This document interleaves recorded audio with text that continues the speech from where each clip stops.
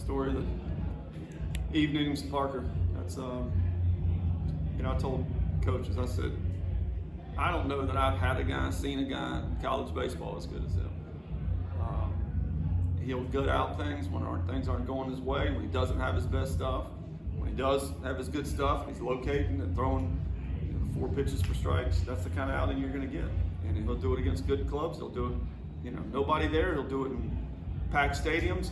He's really special. We got to be ready to go tomorrow, though. Samford can play. Last week you had mentioned that Parker wasn't really sharp with the breaking balls. Just how good did you think he was with all of his off speed? Yeah, it was just. It's like playing a video game. Jimmy's just whatever pitch you want to call. Just throw something out there. He's going to land it. They're all above average pitches, and he just does everything. He's such a great teammate. That's what is and human being. And he's just the epitome of a student athlete. When you wake up on Fridays and you have Parker going, just how much of a luxury is that? How relaxing is that too as head coach? It definitely, you're going to be in the game. You're going to have a chance. You're going up against other horses, and their guy's really good. He's got some spin rate, some carry to the fastball, and had us, we had to hang in there, battle. And once we got him out of there, we put together some better ABs. But Parker's special. He's a fiery guy, but does the crowd maybe amp him up a little bit too? I mean, it's bigger crowds this year than last year. Yeah, and he's always been that way.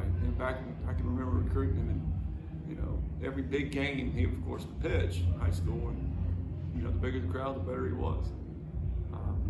He just like last year. I keep going back to the hitting. Sure, let's go. I'm not scared, and that's just the kind of guy he is. He just wants to win and be the best that he can be.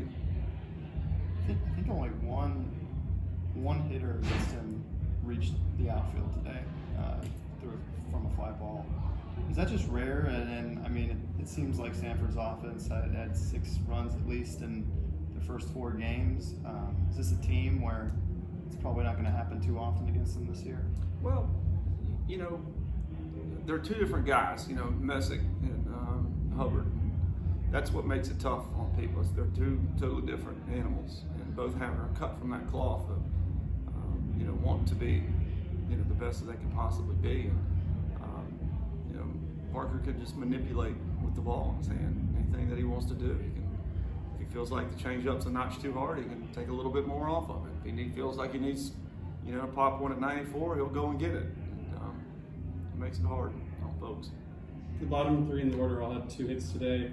When you have that length in the lineup, just what can it do for a team, and how hard does it make on a pitcher to grind down every pitch? Yeah, it's just a lengthened lineup makes it a lot more difficult.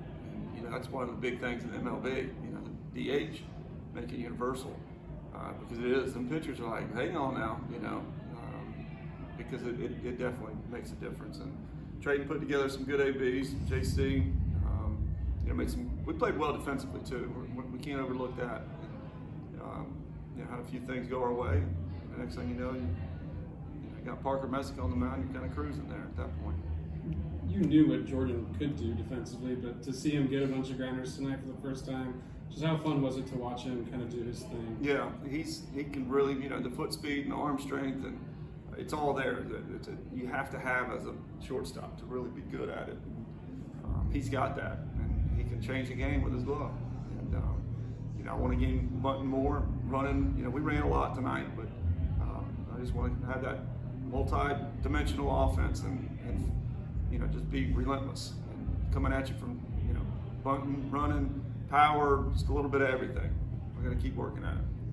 I'm sure you've seen plays like that 5-6-3, where he's got to react really fast and then rocket the ball. Yeah. Is that pretty special? That is.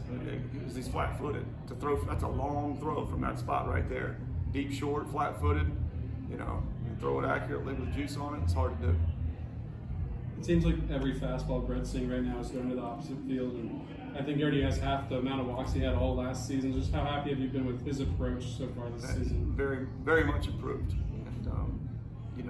the whole don't be afraid to get jammed. He's getting base hits, he's getting jammed, but he's getting base hits. That'll go a long way. So there's ones I keep, Colton Vincent, poor guy, doing everything right, hitting balls right at him, and You know, it's good to see him get a couple tonight. And, yeah, he had two.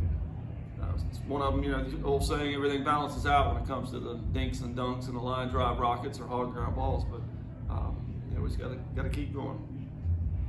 Just how's Joe doing after you guys had to go out there in the line? Yeah, the doctor looked at him and it looked good. We're still going to, you know, get an MRI on it Monday, see exactly what it was.